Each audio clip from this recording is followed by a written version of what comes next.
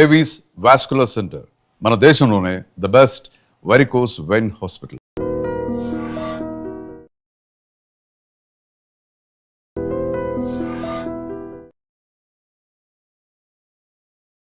Small doses powerful healing అదే homeopathy.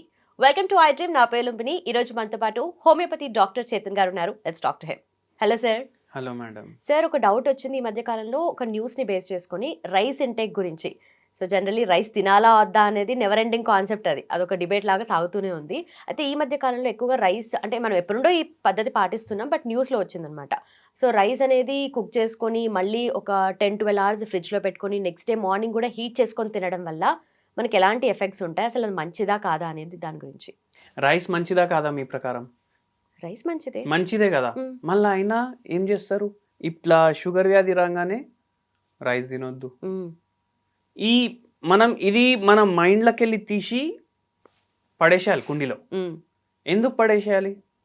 మనం rice వదులుకుంటుంటే మనం మన ఐడెంటిటీ వదులుకుంటున్నాం. ఇప్పుడు నేను ఫలానా మనిషి, ఎక్కడ ఉంటా, తెలంగాణలో ఉంటా, తెలుగు మాట్లాడతా, అవునా కదా? అంటే నేను రైస్ తింటా, అంతే కదా? అదే వదులుకుంటే నా ఐడెంటిటీ ఏమవుతుంది, అవునా కదా? దాని బదులు నేను ఓట్స్ తింటే లండన్ నివాసి అయిపోతానా? కాను కదా. మళ్ళా ఇంకోటి ఏంది, ఇప్పుడు ఇవాళ ఏమంటారు, రైస్ ఏమో ఫ్రిడ్జ్లో పెట్టి తినండి, రేపేమో పొయ్యి మీద పెట్టి తినండి, ఎల్లుండి ఏమో కుక్కర్లో పెట్టి తినండి. డైలీ ఒక్కొక్కటి రీసెర్చ్ వస్తూనే ఉంటది. ఇంట్లోనే అవుతున్నాయి. ఎట్లా? యూట్యూబ్ పెట్టు, టీవీ ఆన్ చేయి, అరే వీడియోలో ఇట్లా చూపిస్తుండా, చలో సరే ఇట్లా చేద్దాం. అరే కుక్కర్ది కూడా వచ్చింది, కింద కుక్కర్లో పెట్టు, పొయ్యి మీద పెట్టకు, కుక్కర్లో పెట్టు, రైస్ కుక్కర్లో పెట్టు. మళ్ళీ ఇది న్యూట్రీపాట్ అని కొత్తది వచ్చింది ఒకటి యంత్రం, దాంట్లో పెట్టు, ఇంకా మంచిగా ఉంటది. ఒక జమానాలో ఏమంటుండే, అరే రైస్ ఏమో రైస్ కుక్కర్లో వండాలి, భగోనాలో వండొద్దు, భగోనాలో వండితే స్టార్చ్ వెళ్ళిపోతుంది, భగోనాలో వండొద్దు, కుక్కర్లో వండాలి. ఇప్పుడు ఏమంటారు, కుక్కర్లో వండొద్దు, కుక్కర్లో ఉంటే స్టార్చ్ ఉండిపోతుంది. మళ్ళీ ఎల్లుండి ఇంకోటి వస్తుంది. అంటే ఏంది అంటే, రైస్ మీరు తినకపోతే షుగర్ వ్యాధి రావట్లేదా? వస్తుంది కదా. ఇప్పుడు సౌత్ ఇండియాలో రైస్ ఎక్కువ తింటారు, నార్త్ ఇండియాలో ఇంత రైస్ తినరు కదా. మనం ఒకటి ఏమంటారు, ఫుల్ మీల్స్ తినకపోతే ఇంత చిన్న కటోరాలో వాడు స్వీట్ వేసి పెడతాడా? వాళ్ళు రైస్ అట్లా తింటారు నార్త్ ఇండియన్స్. రైట్. వాళ్ళకి కూడా షుగర్ వస్తుంది కదా. అవును, కానీ మనకి ఎక్కువ వస్తుంది కదా. సౌత్ ఇండియా ఇది క్యాపిటల్ అయిపోయింది కదా. లేదు, ఇండియా మొత్తం షుగరే. షుగర్ అంటే ఇండియా లాగా అయిపోయింది. అది రైస్ వల్ల కాదు అని మనం ఎట్లా చెప్పుకోవచ్చు? ఒకటి ఉంటే నార్త్ ఇండియన్స్ కి కూడా అందరికీ షుగర్ ఉండాలి. ఒకవేళ రైస్ తింటే ఓన్లీ సౌత్ ఇండియన్స్కి ఉండొద్దు, నార్త్ ఇండియన్స్కి కూడా ఉంది కదా. వాళ్ళైతే రైస్ ఇట్లా తింటలేం కదా మనలాగా. మళ్ళా అది కాకుండా ఇప్పుడు పుట్టుకతోటి షుగర్ ఉండాలి రైస్ వల్ల అయితే, అవునా కదా? 1 year తర్వాత అందరికి sugar sugar sugar sugar sugar ఇట్లా అయిపోవాలి. అట్లా కూడా అయితలేదు. మళ్ళీ రైస్ ఎందుకు తినొద్దు? అయితే ఏంటంటే రైస్ తినాలి, కానీ దాన్ని బట్టి మనకు షుగర్ వస్తుందని అది కూడా లేదు. ఎందుకు వస్తుంది షుగర్ అంటే, ల్యాక్ ఆఫ్ ఫిజికల్ యాక్టివిటీ, మళ్ళా చక్కగా నిద్ర లేకపోవడం వల్ల, మళ్ళా దాని తర్వాత మనకు ఉన్న స్ట్రెస్లకి. ఇప్పుడు ఇంతకుముందు ఏమేం పనులు చేస్తుండే, రైస్ డిపోలు ఉంటుండే కదా. ఇప్పుడు ఇవి ఉంటాయి కదా, ఏమంటారు, రైస్ మిల్లు, అవి పంట తీసినాక ఆ తైలలో రైస్ వేసి, ఆ రైస్ తైల మళ్ళా మాల్గాడిలో వేయాలి, పట్టణానికి పంపించడానికి. అంటే ఇట్లా ఫిజికల్ యాక్టివిటీ ఎక్కువ ఉన్న పనులు. అక్కడ రైస్ బ్యాగులు లేపడమే మన పని. మనకి ఫిజికల్ యాక్టివిటీ కూడా అవుతుంది, రైస్ పనే చేస్తుండే ఆయన. షుగర్ రాదు, ఎందుకంటే ఫిజికల్ యాక్టివిటీ అట్లా ఉండే. కానీ ఇప్పుడు పాలిష్ చేసిన రైస్ వల్లనే ఎక్కువ ఎఫెక్ట్ అంటారు కదా. ఇప్పుడు బ్రౌన్ రైస్కి పాలిష్ రైస్కి ఏముంది తేడా అంటే, పైన ఉన్న ఫైబర్ తీసేస్తారు కదా. మనం ఓన్లీ స్టార్చ్ తింటున్నాం. పాలిష్ రైస్ అని మీరు మైండ్లో పెట్టుకోకండి. Polish rice, brown rice, red rice, black rice అవన్నీ ఏమొద్దు. Rice is rice.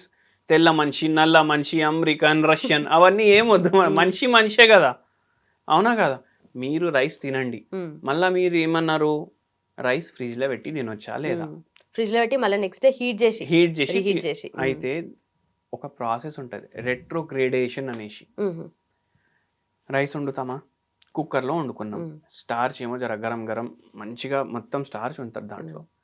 ఇప్పుడు ఇది సింపుల్ కార్బోహైడ్రేట్, ఇట్లా తినంగానే అబ్జర్వ్ అవుతుంది ఇమ్మీడియట్గా, గ్లూకోజ్ స్పైక్ ఎక్కువ అవుతుంది. ఎందుకంటే గ్లైసిమిక్ ఇండెక్స్ ఎక్కువ ఉంది. ఓకే. ఇప్పుడు మనం ఇది ఫ్రిడ్జ్లో పెట్టినాం అనుకోండి, ఎయిర్ టైట్ కంటైనర్లో ప్యాక్ చేసి ఫ్రిడ్జ్లో పెట్టినాం అనుకోండి, దాని తర్వాత ఒక 12 గంటల తర్వాత తీసి దాన్ని హీట్ చేసినాం అనుకోండి, మ్మ్. ఆ స్టార్చ్ ఈజీగా అబ్జర్వ్ కాదు. ఓకే. మ్మ్. అది అబ్జర్వ్ చిన్న పేగులో అవుతుంది ఒకవేళ అయితే. ఇప్పుడు స్టార్చ్ అది అబ్జర్వ్ కాదు కదా, ఫైబర్ లాగా యాక్టింగ్ అవుతుంది. అది ఓకే. ఓకే. ఫైబర్ లాగా యాక్టింగ్ అయ్యి డైజెషన్కి మంచిగా అవుతుంది, గ్లూకోజ్ స్పైక్ కూడా రాదు. మ్మ్. ఇవన్నీ ఫ్రిడ్జ్ గిజ్జి ఇప్పుడు వచ్చినాయి, అవును. అవునా కాదా? అవును. మీరు నైట్ రైస్ వండి ఏం చేయండి, ఒక గిన్నె తీసుకోండి, మట్టి గిన్నె తీసుకోండి, మ్మ్. దాంట్లో ఆ రైస్ వేసేయండి, దాంట్లో పెరుగు వేసేయండి, దాంట్లో కొంచెం ఉప్పు, పచ్చిమిరపకాయలు గరం చేసి వేసేయండి, కొంచెం మీరు ఈ బుక్ని వేసేయండి, మన మిరియాల బుక్ని ఉంటుంది కదా అది వేసేయండి, మొత్తం కలుపుకోండి, దాన్ని వదిలేసేయండి. అదే ఫ్రిడ్జ్లో పెట్టండి, అది ఏమైపోతుంది మంచిగా ఫర్మెంటేటెడ్ దాంట్లో అయిపోతుంది. ఇప్పుడు ఈ కాన్సెప్ట్ నడుస్తుంది వేరే కరెక్ట్. దేశాల్లో. కానీ ఫ్రిడ్జ్ లో పెడితే ఫర్మెంటేషన్ కాదు కదా, ఫర్మెంటేటెడ్ కర్డ్ వేస్తున్నాం, ఆల్రెడీ కర్డ్ వేస్తున్నాం. కర్డ్ వేస్తున్నాం.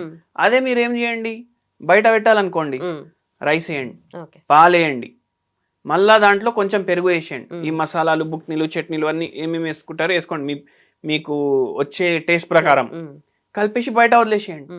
అది ఏం తయారవుతుంది, సద్దన్నం తయారవుతుంది. అది ఇంకా మంచిది షుగర్కి, అవునా కాదా? అయితే మీకు గ్లైసిమిక్ ఇండెక్స్ తగ్గించుకోవడానికి 100 రకాలు ఉంటాయి, ఓకే. కానీ మీకు ఏది సెట్ అవుతుందో అది చేయండి. కరెక్ట్. అట్లా నెక్స్ట్ డే తింటే సద్దన్నం మంచిదే అని అందరు చాలా చెప్తారు కదా, మళ్ళీ మంచిది. రీహీట్ చేస్తారు కదా, మళ్ళీ వేడి వచ్చా లేదా అనేది డౌట్ ఇక్కడ. రీహీట్ ఎందుకు చేస్తారు? అదే టెంపరేచర్ మళ్ళీ చూడండి, ఇప్పుడు పొయ్యి మీద పెట్టినాక హీట్ అయినాక మళ్ళీ అది చల్లగైనాకనే కదా మనం తినేది. అంటే కొంచెం వేడి వేడిగా ఉంటది కదా, మరీ చల్లగా అయిపోయింది తినలేక కొంతమంది అట్లా చేస్తారు. ఇప్పుడు మన ఇంట్లో కూడా చాలా మంది కొంచెం చేస్తారు. కొంచెం రీహీట్ చేసుకోండి, ఏం కాదు. ఓకే. అట్లా. సో ఫర్మెంటేటెడ్ ఫుడ్ మీ డయట్ లో రావాలి. రైట్. రైట్. ఫర్మెంటేటెడ్ ఫుడ్ రైస్ తో కలిపితే దాని గ్లైసిమిక్ ఇండెక్స్ తగ్గుతుంది, మంచిగా అవుతుంది. మనకు షుగర్ వ్యాధికి ఎవ్వరు తగ్గించుకోవడానికి వచ్చినా వాళ్ళకు చెప్తాం, సద్దన్నం తినండి, ఫ్రిడ్జ్ లో పెట్టి కూడా తినొచ్చు. అట్లా. Okay. Right sir, thank you so much. Doubt clear అయింది. Okay. And for more videos, Please subscribe to iDream. Please subscribe to iDream. Please subscribe iDream. And please subscribe to iDream. For more videos, subscribe to iDream. please like, share, and subscribe to the channel. Congratulations, iDream. Subscribe to iDream. Subscribe to iDream. So subscribe to iDream Media. iDream కి iDream team అందరికి huge congratulations. Please subscribe iDream Media. Please subscribe to iDream. Subscribe iDream. Please subscribe to iDream. iDream అంటే నా కళల channel subscribe చేసుకున్న నోరు తిరుగుతలేదు, మీరైతే గంట గుర్తు కొట్టండి. For more such videos, please subscribe to iDream. Subscribe to iDream. Please subscribe to iDream. Please subscribe iDream Media. Please do subscribe to iDream. Please subscribe to iDream Media. For best entertainment and information, please subscribe iDream. And don't forget to subscribe to iDream.